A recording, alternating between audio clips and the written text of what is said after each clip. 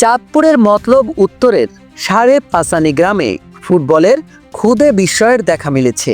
মাত্র 5 বছর বয়সেই ফুটবলের নানান কৌশল রপ্ত করে সাড়া ফেলে দিয়েছে সোহান নামের এক শিশু।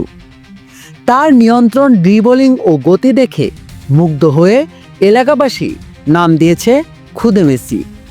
ফুটবলের এই অনন্য প্রতিভার পাশে দাঁড়ানোর আশ্বাস দিয়েছেন বিএনপির ভারপ্রাপ্ত চেয়ারম্যান জনাব তারেক রহমান।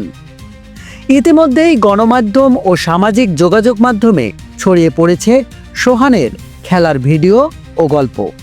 এতে নজর পড়ে বিএনপির শীর্ষ নেতা তারেক রহমানের।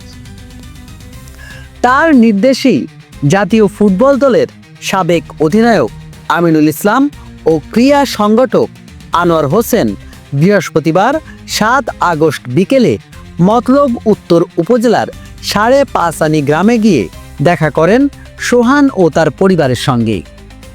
একই সঙ্গে তারেক রহমান সেই পরিবার এবং সেই শিশুর পাশে দাঁড়িয়ে তাদের দেখাশোনার ভার নিয়েছেন। শিশুর ভরণ পোষণ হতে শুরু করে যাবতীয় যত প্রকার প্রয়োজন সবকিছু বাংলাদেশ জাতীয়তাবাদী দল বিএনপির পক্ষ থেকে তারেক রহমান বহন করার আশ্বাস দিয়েছেন। নিয়ামুন নাকিব, বাঙালিওয়ালা নিউজ বাংলা, ঢাকা।